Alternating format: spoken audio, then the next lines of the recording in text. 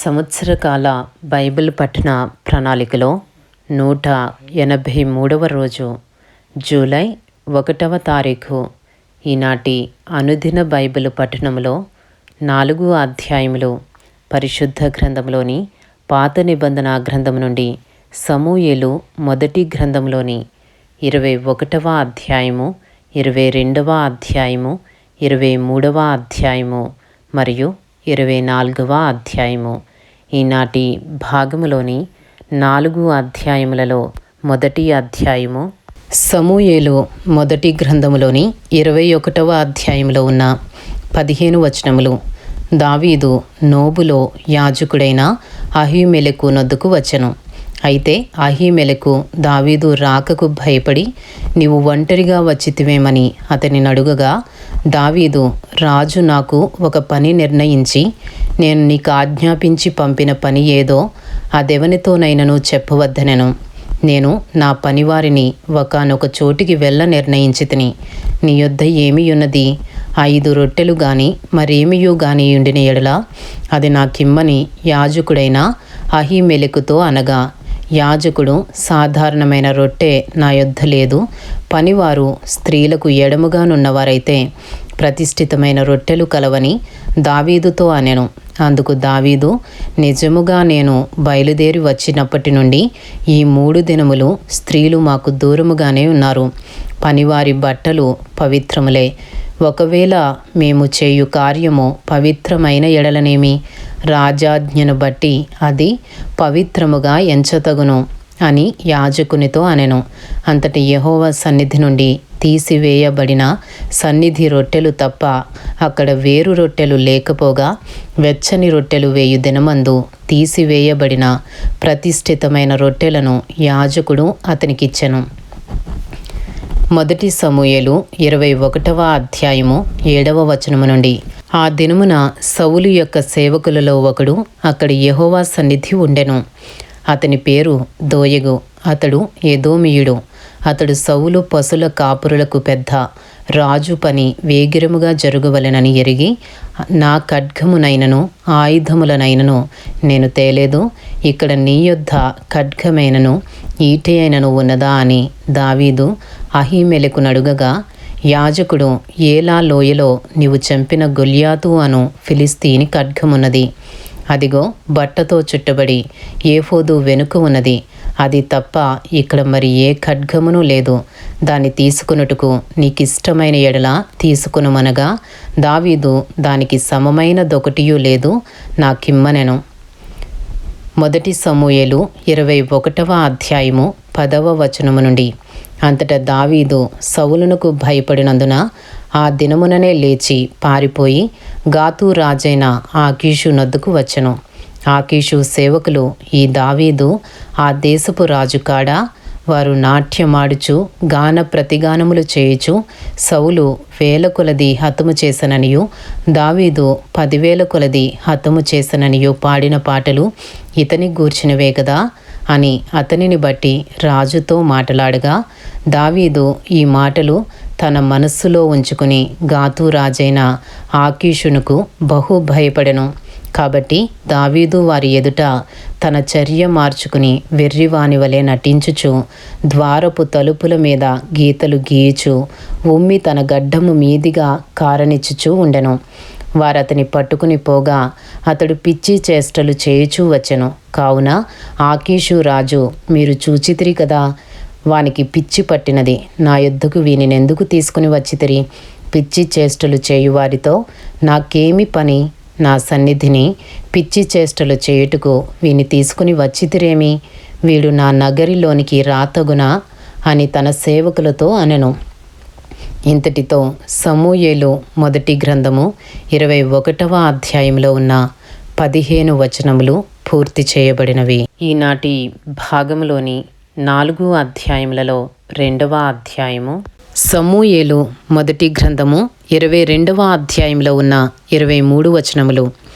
దావీదు అక్కడి నుండి బయలుదేరి అదుల్లాము గుహలోనికి తప్పించుకుని పోగా, అతని సహోదరులను అతని తండ్రి ఇంటి వారందరూ ఆ సంగతి విని అతని యొద్దకు వచ్చిరి.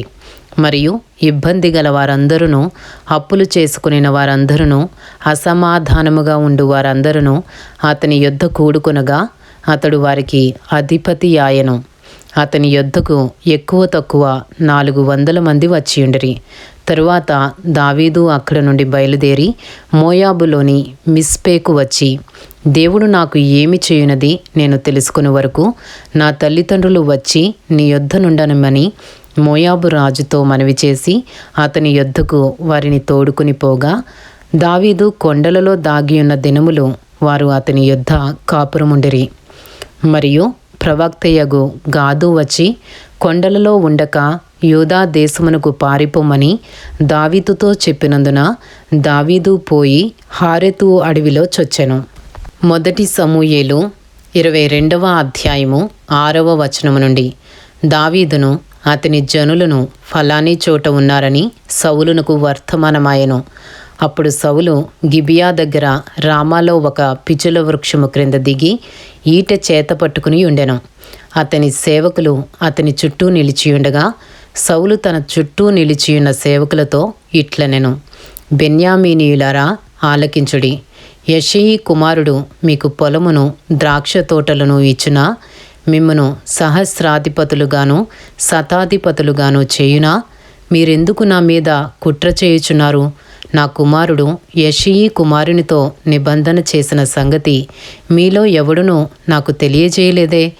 నేడు జరుగునట్లు నా కొరకు పొంచియుండునట్లుగా నా కుమారుడు నా సేవకుని పురిగొలిపినను నా నిమిత్తము మీలో ఎవనికినీ చింతలేదే?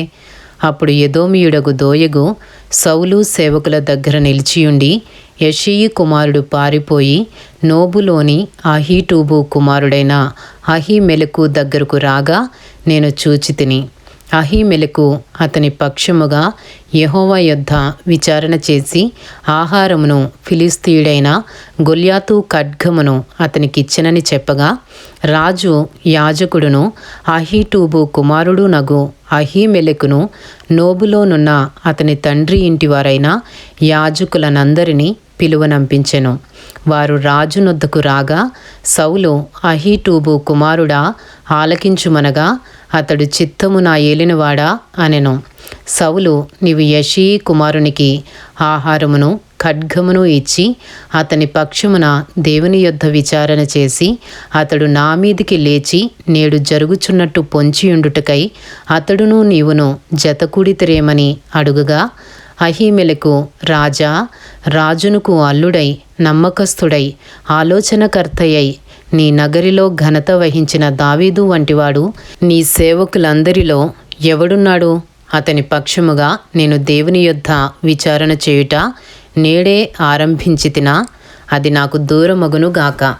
రాజు తమ దాసుడనైన నా మీదను నా తండ్రి ఇంటి వారందరి మీదను ఈ నేరము మోపకుండును గాక.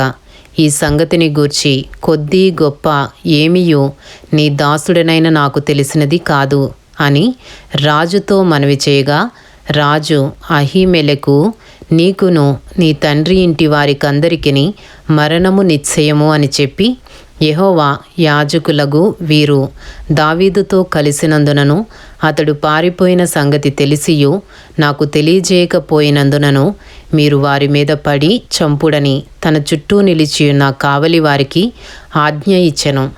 రాజు సేవకులు యెహోవా యాజకులను హతము చేయనొల్లకయుండగా రాజు దోయేగుతో, నీవు ఈ యాజకుల మీద పడుమని చెప్పెను. అప్పుడు ఎదోమీయుడైన దోయేగు యాజకుల మీద పడి ఏఫోదు ధరించుకొనిన 85 ఆ దినమున హతము చేసెను. మరియు అతడు యాజకుల పట్టణమైన నోబు కాపురస్తులను కత్తివాత హతము చేసెను. మగవారినేమి, ఆడువారినేమి, బాలురనేమి, పసిపిల్లలనేమి, ఎడ్లనేమి, గార్ధబములనేమి, గొర్రెలనేమి అన్నిటినీ కత్తివాత హతము చేసెను. అయితే అహీటూబు కుమారుడైన అహీమెలెకు కుమారులలో అబ్యాతారు అనునొకడు తప్పించుకుని పారిపోయి దావీదు నొద్దకు వచ్చి, సౌలు యెహోవా యాజకులను చంపించిన సంగతి దావీదునకు తెలియజేయగా, దావీదు ఆ దినమున ఎదోమీయుడైన దోయేగు అక్కడనున్నందున వాడు సౌలునకు నిశ్చయముగా సంగతి తెలుపునని నేను అనుకుంటుని.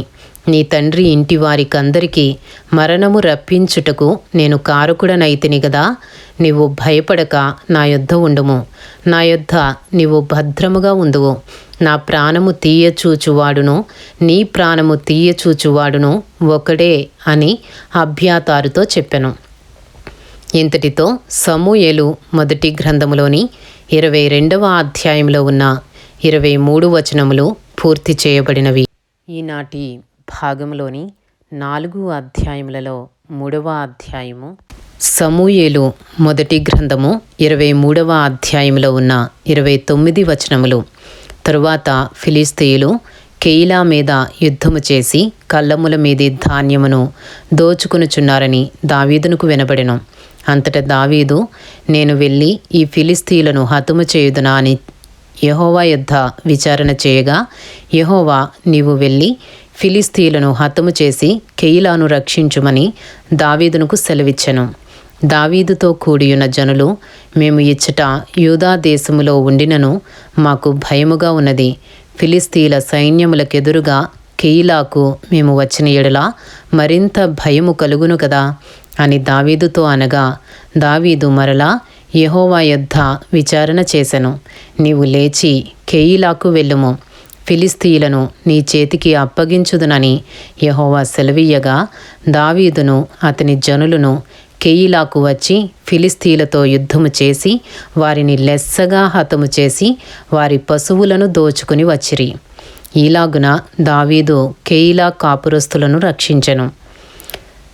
మొదటి సమూయేలు 23వ అధ్యాయము 6వ వచనము నుండి. అహీమెలెకు కుమారుడైన అబ్యాతారు ఏఫోదు చేత పట్టుకుని పారిపోయి కెయిలాలోనున్న దావీదు నొద్దకు వచ్చెను. దావీదు కెయిలాకు వచ్చిన సంగతి సౌలు విని దావీదు ద్వారములను అడ్డుగడలను గల పట్టణములో ప్రవేశించి అందులో మూయబడి ఉన్నాడు. దేవుడు అతనిని నా చేతికి అప్పగించననుకొనెను. కాబట్టి సౌలు కెయిలాకు పోయి దావీదును అతని జనులను ముట్టడింపవలెనని జనులందరినీ యుద్ధమునకు పిలువనంపించెను.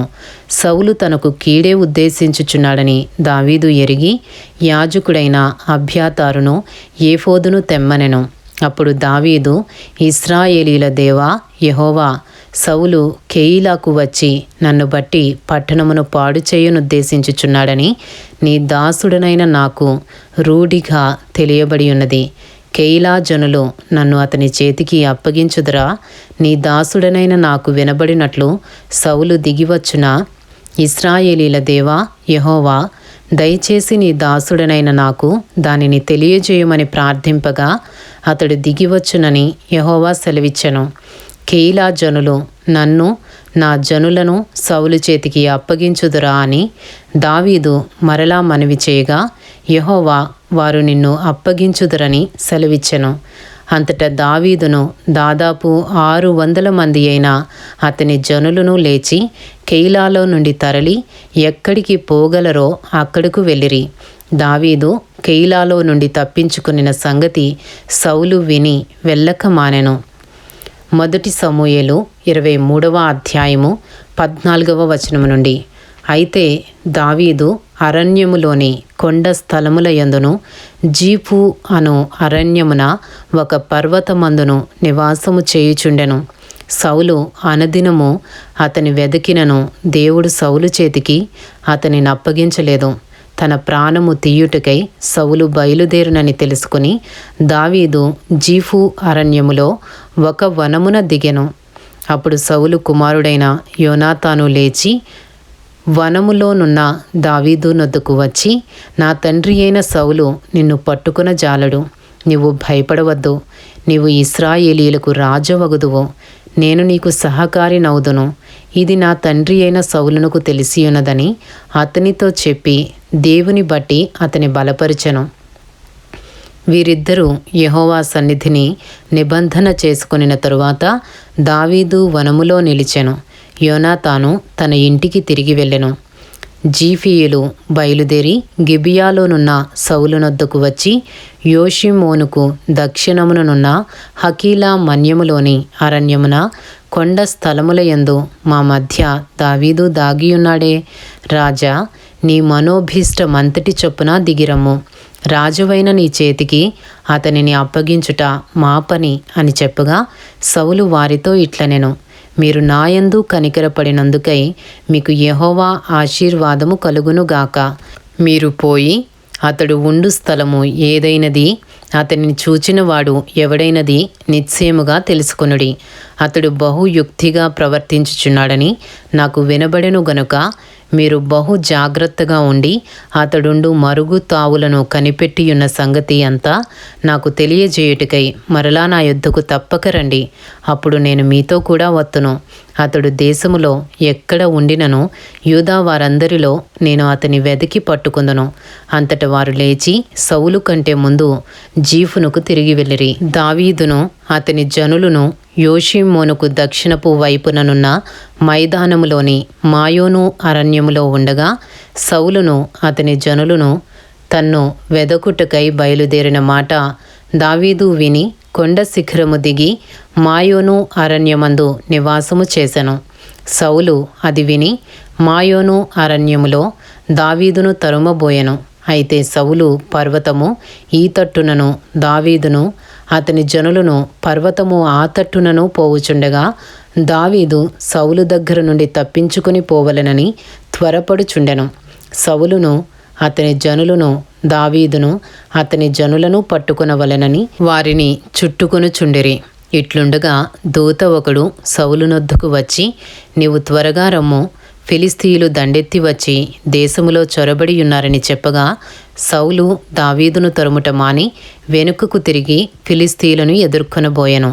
కాబట్టి సెలహమ్మలెకోతు అని ఆ స్థలమునకు పేరు పెట్టబడెను, అనగా భయ విముక్తి శిల అని అర్థము.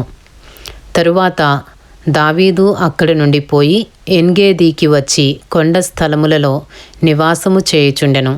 ఇంతటితో సమూయేలు మొదటి గ్రంథములోని 23వ అధ్యాయంలో ఉన్న 29 వచనములు పూర్తి చేయబడినవి. ఈనాటి భాగంలోని 4 అధ్యాయములలో 4వ అధ్యాయము. సమూయేలు మొదటి గ్రంథము 24వ అధ్యాయంలో ఉన్న 22 వచనములు. సౌలు ఫిలిస్తీయులను తరుముట మాని తిరిగి రాగా దావీదు ఏన్గేది అరణ్యమందున్నాడని అతనికి వర్తమానము వచ్చెను. అప్పుడు సౌలు ఇశ్రాయేలీలందరిలో నుండి 3000 మందిని ఏర్పరచుకుని వచ్చి కొండ మేకలకు వాసములగు శిలా పర్వతముల మీద దావీదును అతని జనులను వెదకుటకై బయలుదేరెను. మార్గముననున్న గొర్రెదొడ్లకు అతడు రాగా అక్కడ గుహ ఒకటి కనబడెను. అందులో సౌలు సంకాని వర్తికి పోగా దావీదును అతని జనులను ఆ గుహ లోపలి భాగములలో ఉండిరి గనుక దావీదు జనులు, అదిగో నీ దృష్టికి ఏది మంచిదో అది నీవు అతనికి చేయునట్లు నీ శత్రువుని నీ చేతికి అప్పగింతునని యెహోవా నీతో చెప్పిన దినము వచ్చెనని అతనితో అనగా దావీదు లేచి వచ్చి సౌలునకు తెలియకుండా అతని పై వస్త్రపు చెంగును కోసెను. సౌలు పై వస్త్రమును తాను కోసెనని దావీదు మనస్సు నొచ్చి, ఇతడు యెహోవా చేత అభిషేకము నొందినవాడు గనుక యెహోవా చేత అభిషిక్తుడైన నా ప్రభువునకు నేను ఈ కార్యము చేయను, యెహోవాను బట్టి అతని నేను చంపను అని తన జనులతో చెప్పెను. ఈ మాటలు చెప్పి దావీదు తన జనులను అడ్డగించి సౌలు మీదికి పోనీయక వారిని ఆపెను. తరువాత సౌలు లేచి గుహలో నుండి బయలు వెళ్ళి మార్గమున పోయెను. అప్పుడు దావీదు లేచి గుహలో నుండి బయలు వెళ్ళెను. నా ఏలినవాడా రాజా అని సౌలు వెనుక నుండి కేక వేయగా సౌలు వెనుక చూచెను. దావీదు నేల సాష్టాంగపడి నమస్కారము చేసి సౌలుతో ఇట్లనెను, దావీదు నీకు కీడు చేయనుద్దేశించుచున్నాడని జనులు చెప్పిన మాటలు నీవెందుకు వినుచున్నావు? ఆలోచించుము. ఈ దినమున యెహోవా నిన్ను ఏలాగు గుహలో నా చేతికి అప్పగించెనో అది నీ కండ్లారా చూచితివే. కొందరు నిన్ను చంపుమని నాతో చెప్పినను నేను నీ యందు కనికరించి ఇతడు యెహోవా చేత అభిషేకము నొందినవాడు గనుక నా ఏలినవాని చంపనని నేను చెప్పితిని. నా తండ్రి చూడుము, ఇదిగో చూడుము, నిన్ను చంపక నీ వస్త్రపు చెంగు మాత్రమే కోసితిని గనుక నా వలన నీకు కీడు ఎంత మాత్రమును రాదనియు నాలో తప్పిదము ఎంత మాత్రమును లేదనియు నీవు తెలుసుకొనవచ్చును. నీ విషయమై నేను ఏ పాపమును చేయని వాడనై ఉండగా నీవు నా ప్రాణము తీయవలనని నన్ను తరుముచున్నావు. నీకును నాకును మధ్య యెహోవా న్యాయము తీర్చును. యెహోవా నా విషయమై పగ తీర్చును గాని నేను నిన్ను చంపను. పూర్వీకులు సామ్యము చెప్పినట్టు దుష్టుల చేతనే దౌష్ట్యము పుట్టును గాని నేను నిన్ను చంపను. ఇశ్రాయేలీల రాజు ఎవని పట్టుకున బయలుదేరి వచ్చియున్నాడు? ఏ పాటి వానిని తరుముచున్నాడు? చచ్చిన కుక్కను కదా, మిన్నలిని కదా. యెహోవా నీకును నాకును మధ్య న్యాయాధిపతి అయి తీర్పు తీర్చునుగాక. ఆయనే సంగతి విచారించి నా పక్షమున వ్యాజ్యమాడి నీ వశము కాకుండా నన్ను నిర్దోషినిగా తీర్చునుగాక. దావీదు ఈ మాటలు సౌలుతో మాటలాడి చాలింపగా సౌలు, దావీదా నాయనా, ఈ పలుకు నీదేనా అని బిగ్గరగా ఏడ్చి దావీదుతో ఇట్లనెను, యెహోవా నన్ను నీ చేతికి అప్పగింపగా నన్ను చంపక విడిచినందుకు ఈ దినమున నీవు నా అపకారమునకు ఉపకారము చేసిన వాడవై నా ఎడల నీకున్న ఉపకార బుద్ధిని వెల్లడి చేసితివి గనుక నీవు నాకంటే నీతిపరుడవు. ఒకనికి తన శత్రువు దొరికిన ఎడల మేలు చేసి పంపివేయినా ఈ దినమున నీవు నాకు చేసిన దానిని బట్టి యెహోవా ప్రతిగా నీకు మేలు చేయునుగాక. నిశ్చయముగా నీవు రాజవగుదువనియు ఇశ్రాయేలీల రాజ్యము నీకు స్థిరపరచబడుననియు నాకు తెలియను. కాబట్టి నా తరువాత నా సంతతి వారిని నీవు నిర్మూలము చేయకుండునట్లును నా తండ్రి ఇంటిలో నుండి నా పేరు నీవు కొట్టివేయకుండునట్లును యెహోవా నామమున నాకు ప్రమాణము చేయుము. అంతటా దావీదు సౌలునకు ప్రమాణము చేసెను. అప్పుడు సౌలు ఇంటికి తిరిగి వచ్చెను. అయితే దావీదును అతని జనులను తమ కొండ స్థలములకు వెళ్ళిపోయిరి. ఇంతటితో సమూయేలు మొదటి గ్రంథములోని 24వ అధ్యాయంలో ఉన్న 22 వచనములు పూర్తి చేయబడినవి. ఈనాటి భాగంలోని 4 అధ్యాయములు సమూయేలు మొదటి గ్రంథములోని 21వ అధ్యాయము, 22వ అధ్యాయము, 23వ అధ్యాయము మరియు 24వ అధ్యాయము పూర్తి చేయబడినవి. Thank you lord.